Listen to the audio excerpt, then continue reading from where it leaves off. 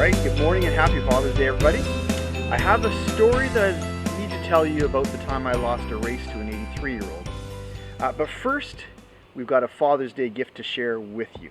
Now, as of the time of filming this message, I haven't yet seen the video, but I've been told it's a tribute to fathers. We're going to watch that, and then we're going to go right into this week's teachable moment.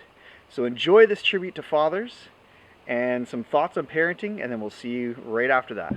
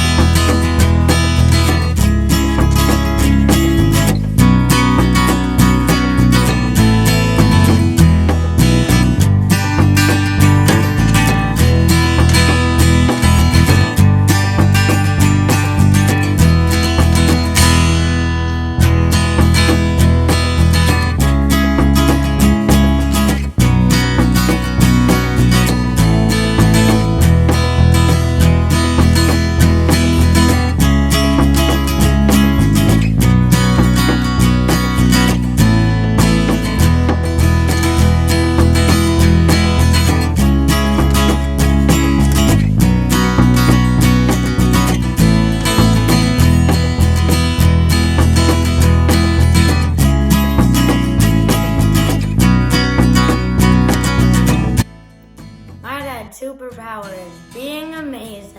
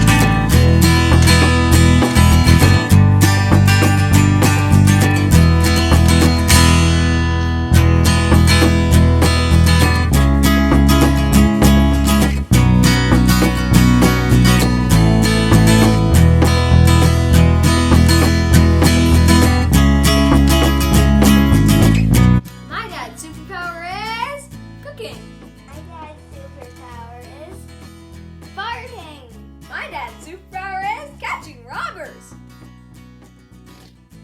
My dad's superpower is reading.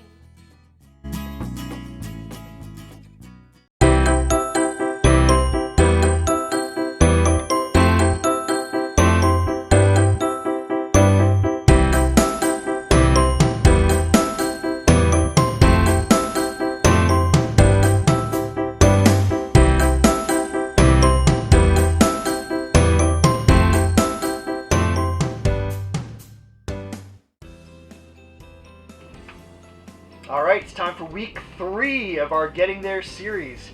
Again, we bring the verse to you from Deuteronomy chapter 4, verses 9 and 10. And it says, "But watch out. Be careful never to forget what you yourself have seen. Do not let these memories escape from your mind as long as you live. And be sure to pass them on to your children and grandchildren. Never forget the day when you stood before the Lord your God at Mount Sinai, where he told me, 'Summon the people before me, and I will personally instruct them.' Then they will learn to fear me as long as they live, and they will teach their children to fear me also. So here's the question that we asked our parent panel this week. It says, how do you pass on lessons to your child? Do you create a lesson plan? Can you think of an example of when you passed on a lesson that you've learned? All right, so lesson teaching, lesson learning. Let's hear what the people had to say. Do you create a lesson plan? No. You don't. I haven't created a formal lesson plan. So how do you pass lessons on to your kids, like life lessons? Lead by example, and then sometimes explain it, like why things are important. Just this morning we were having a conversation about not going with strangers, Right. And then we explain why. So example and logic. Yeah. Not that 5-year-olds have much logic. What else? How do you pass on lessons? Well, and I think the only thing I create lesson plans for is like if we're gonna do some like memorization of like memory verses, then we're doing an ice cream one this week. So each scoop on the ice cream cone is a memory verse. So we decided that we want 4 scoops. So that one for me is intentional. Tying your shoelaces. That when we practiced and we had a little lesson, but I don't sit down. Well, looking back at some hard times and recognizing how God was always there with us, especially, I would say, with our house fire, and how God blessed us even in that time with our fairly new business. And it was amazing. It was hard, but a beautiful time at the same time, and our kids definitely learned some good life lessons through that. Well, for us, the dinner table was a good place for us to talk each day up until they started to do part-time jobs. They would be home for dinners, and so it was a real family time, and we could talk about what was good for the day and what was a tougher part of the day, and we would openly talk about. Maybe if I heard compliments about the kids, I could share that with them. We just used that as a really wonderful time, and it continued even after our kids got married and before grandkids, where we would have family dinners on Wednesday night, and our house yard looked like a used car lot with all these cars coming in from all different places of their work. But it was a time where we could get caught up as a family, and Dave and I would, after everybody left, we'd say, we certainly didn't talk much. We just listened. We just loved that time. Well, for me, for passing on lessons to our children, I'm feeling like there's too many confessions right now, but I'm going to make another one. Not only do I have a problem with face-to-face intimate conversations, but I'm the world's worst teacher. So trying to teach a lesson to my kids was pretty hopeless for me. So instead, what I would try to do is pass on ideas. And I'll give you an example. For example, one idea that I would like to pass on to my kids is that there are no losers in God's kingdom. So how did I do that? Say, for example, David or Tanya or Stacy was in a long distance race, and say they came in last out of 30 kids. They never did, but just pretend that. That would be a really needy time for passing on a lesson.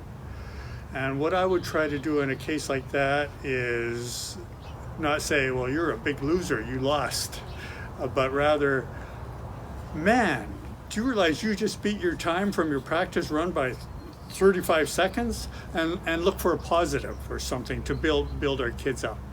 So that's how I would pass on lessons. We don't come up with lesson plans. This made me laugh.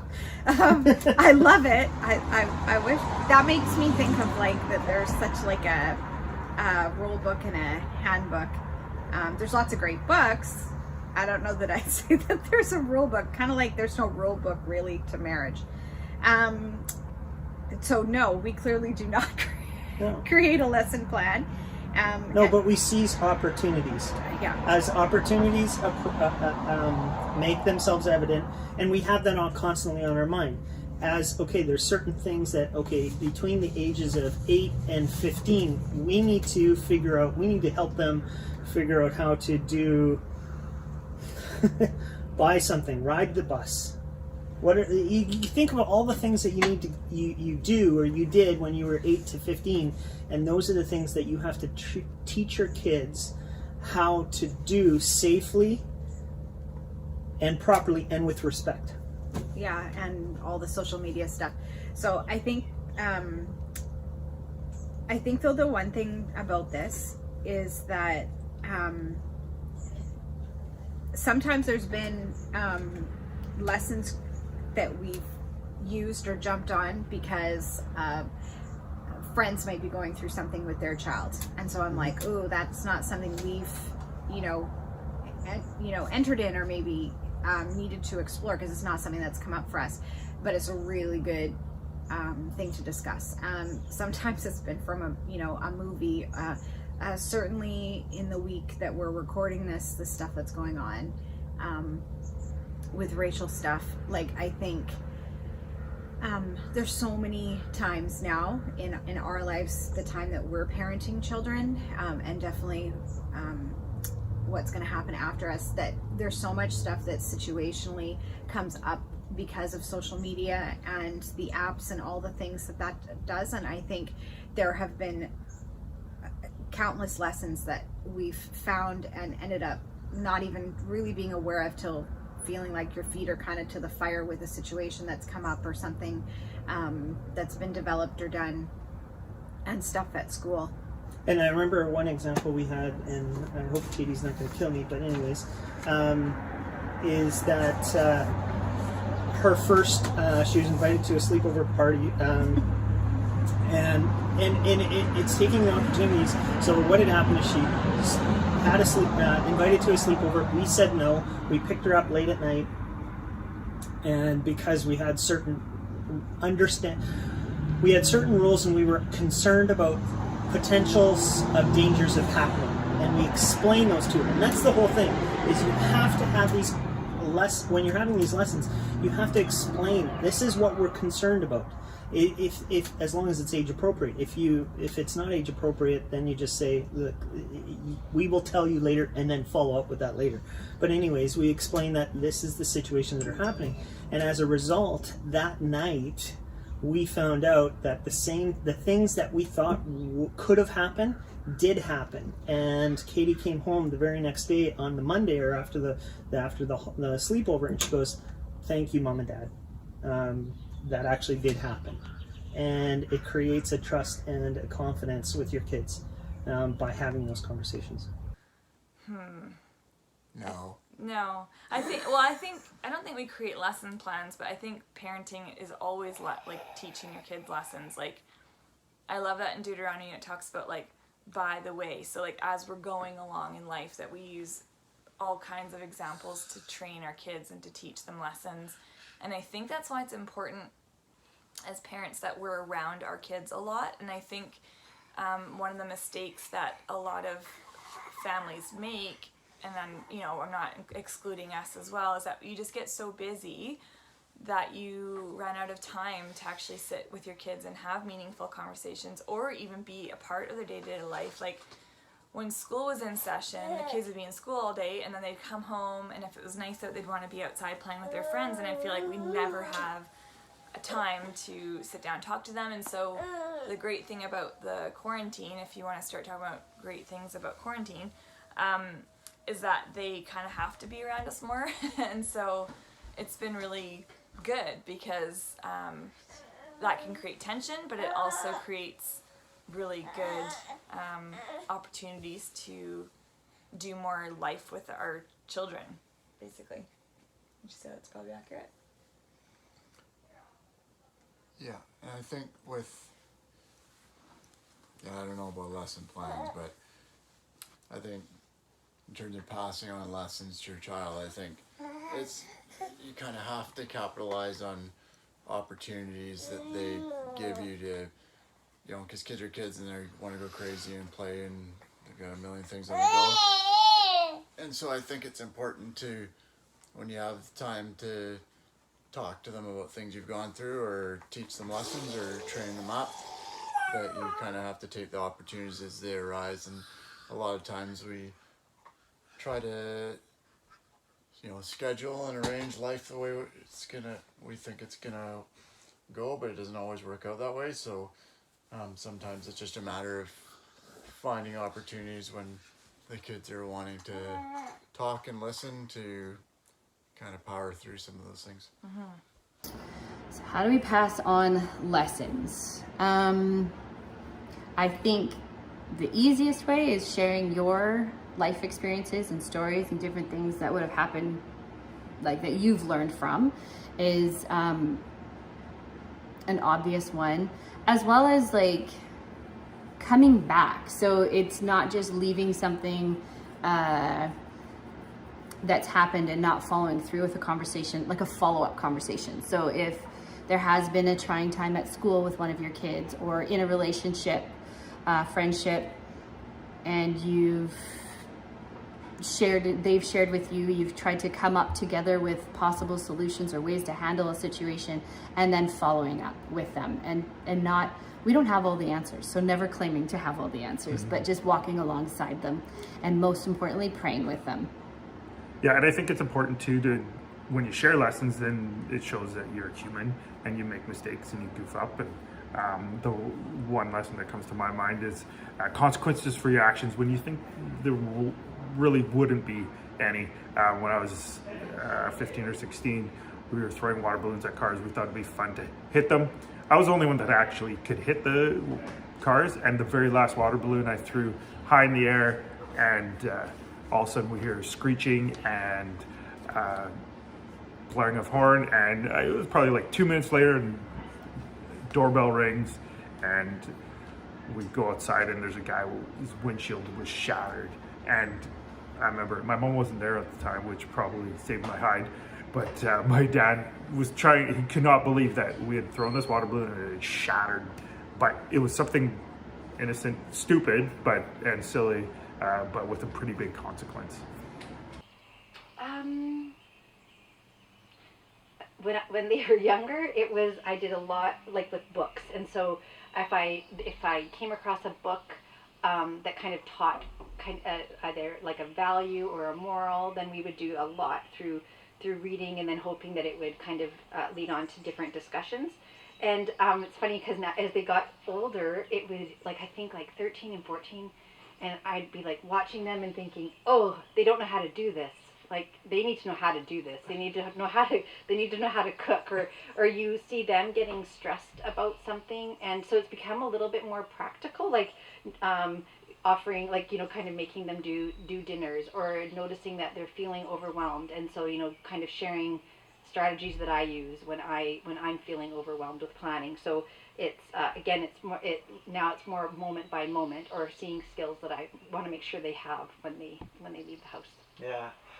I think of, and this isn't answering my own question, but I can't get over how much they pick up that was unintentionally passed on, for better or for worse. So now that we've got kids that are adults and almost adults, the amount of things they pull out of the reserves, it kind of floors me and makes me nervous. Makes me regret a little bit that I wasn't a little bit more intentional about the role modeling and things like that. But yeah, it just caught me off guard how much they learn when you don't realize they're learning. Well, I learned a little bit more about myself from that video. When Dad talks about teaching us kids that there are no losers in God's kingdom, that probably explains how I was able to eventually recover from a devastating athletic loss. Let me explain. For David's 13th birthday, he's 20 now, so 7 years ago, we decided to call on some influential men in David's life, just to present him with a challenge. In turn, my challenge was to enter an 8-kilometer race with him it was July 1st, Canada Day, this 8-kilometer race. With the goal, my only goal was to beat him badly. He was a bit cocky and needed to be taken down a notch.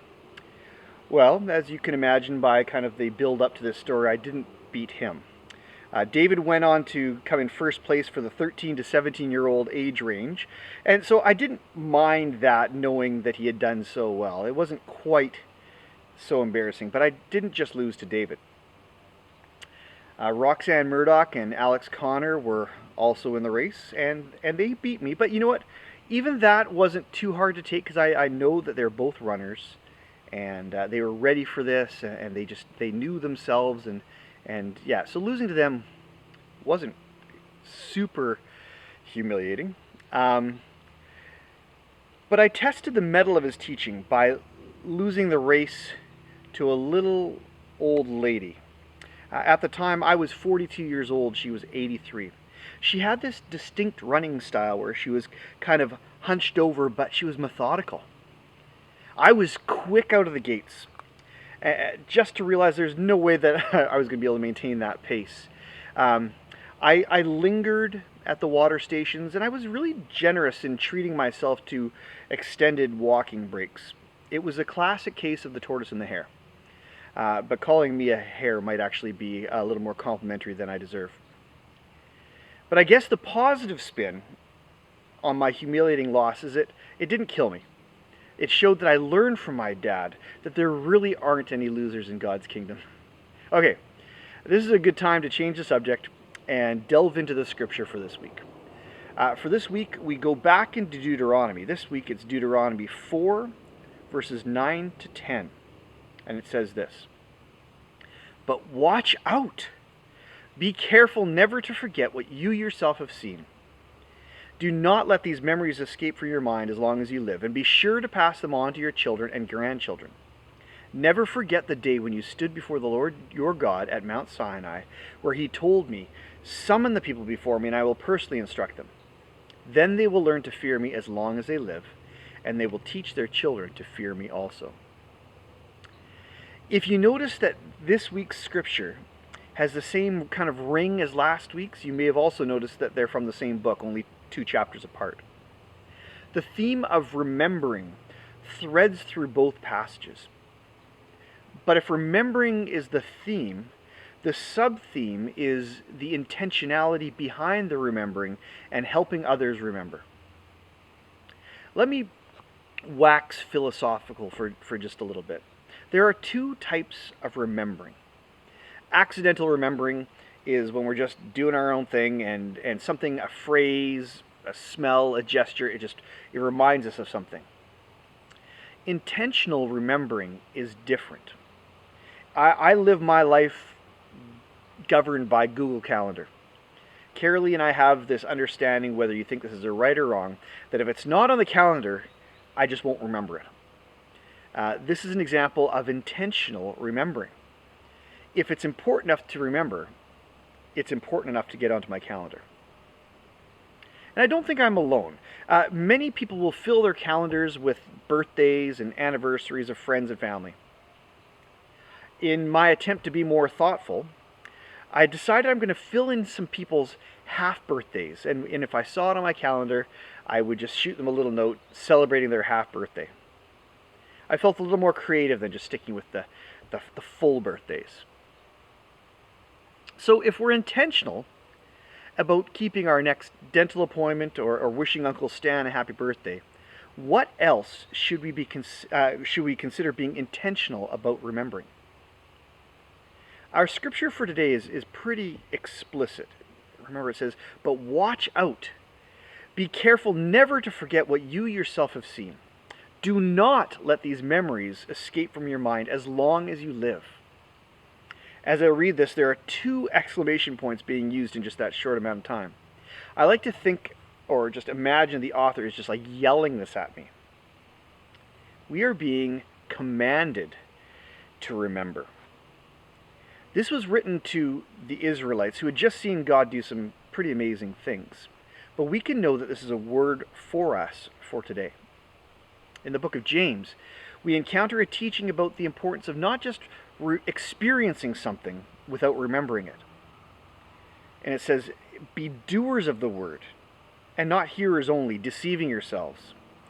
For if anyone is a hearer of the word and not a doer, he's like a man who looks intently at his natural face in a mirror. for he looks at himself and goes away and at once forget what he was like. If we hear a teaching or have an amazing experience, but then promptly forget it, we reduce it to just the moment. If I touch a hot stove and get burned, I should remember and learn from the experience. If I don't, I'm going to touch the hot stove over and over again. More than that, when we remember or learn something important, we can share that information so that somebody else can avoid even the first encounter with something like a hot stove. We do this with our kids all the time. It says next, and be sure to pass them on to your children and grandchildren. Following the command to remember is the encouragement to teach. Let me get a little bit more philosophical with you, just one more time. I understand that teaching can be intimidating. When we teach, the stakes grow exponentially. Not only are we owning what we believe, but we're passing on that to belief to someone else. This means that if we get it wrong, we're imposing that mistake on the one we're teaching as well. The other thing is that a teacher can be seen as a bit of a know-it-all, even judgy. Culture is hard on teachers. We fixate on their mistakes and rebel against their authority. So I get it when a parent tells me that they feel unqualified to pass on important teachings to their kids, especially in the area of teaching scripture, where so few of us pursue any kind of rigorous study. It can feel very daunting to pass on biblical truths. I'm going to take a chance and share 2 ways to pass on this kind of teaching to your children and to your grandchildren. More than that, I'm going to offer you a money-back guarantee that if you follow these 2 easy steps, you'll become a better passer on of teaching to your children and grandchildren. The first is just tell your story. The beauty of telling your story is you don't need to prep for it. When something happens to you that's worth sharing, just tell what happened. I don't want to freak you out or over-spiritualize this, but this is called sharing your testimony. When God does something wonderful and you experience it, tell somebody about it. And if you can't think of anything good that God is doing, you need to start looking a little harder. Now let me pause for a second just to acknowledge that some of us are going through some pretty brutal stuff in our lives. But I'm going to get real with you and point out that God is not absent or lazy. He's doing stuff for everybody to see. And sometimes we need to work a little harder to notice it. Now, if this statement winds you up, let's talk about it. But for now, I'm going to keep on moving. Telling your story will inadvertently teach others to be more observant in their own lives.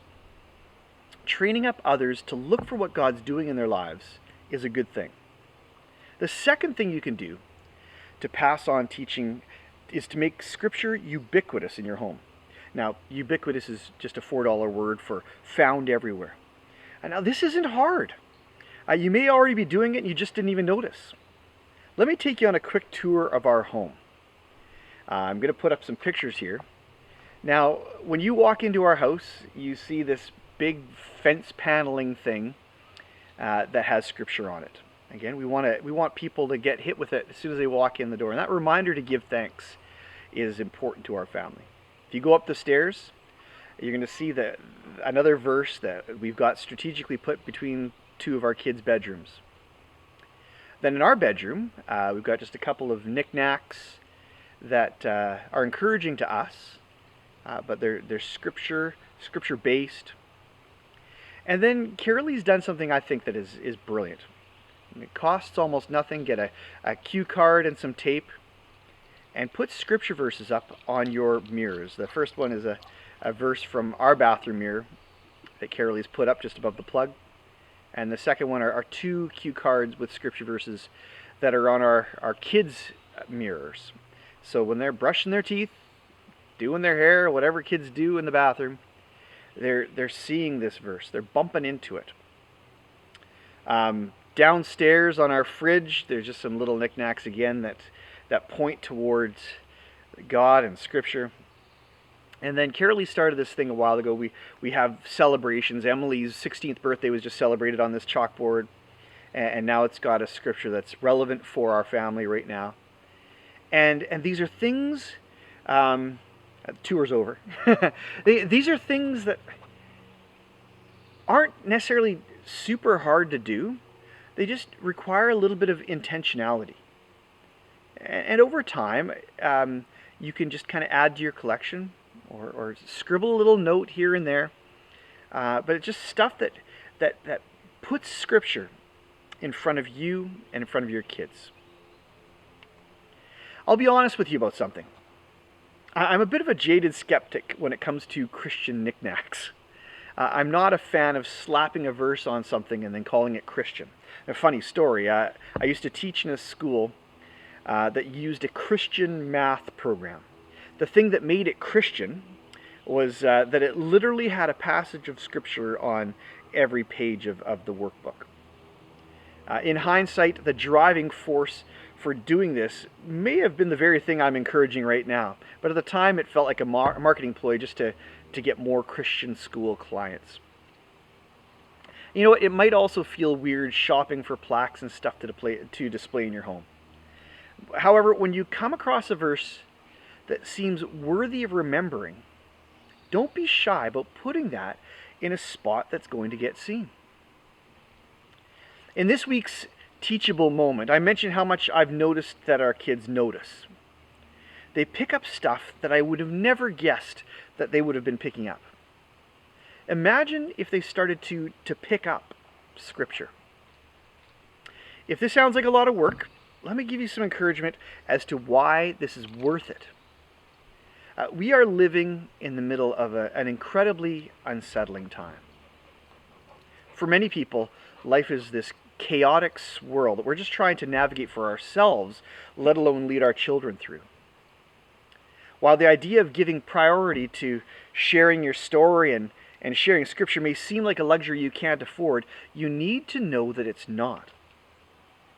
Now, more than ever, our kids need a foundational rock as a reference point, as something they can trust and cling to. The good news is that you're not meant to be that rock. As we teach Jesus, his immutable character gets revealed and can become this constant that we desperately need. Whether you're a parent doing your best to pass on the things worth remembering, or a mentor in the privileged position of just pointing the way, you can do these two things. So share your testimony and become a liberal Scripture sharer. I'm really looking forward to hearing the stories of how you're making this happen, and I'm looking forward to hearing the stories after this week's weekly adventure. This week we're actually leaving the safety and confines of Maple Ridge to journey into the nether regions of Pitt Meadows. The nether regions? We're going to Pitt Meadows. Make sure to leave time to buy a coffee, maybe get some ice cream. I hope, well actually I'm not going to see you on the trail because our family's going to be away for Father's Day. But I do look forward to seeing you next week, hopefully face to face somewhere, maybe in our weekly adventure. Until then, have a great week and we'll talk to you soon.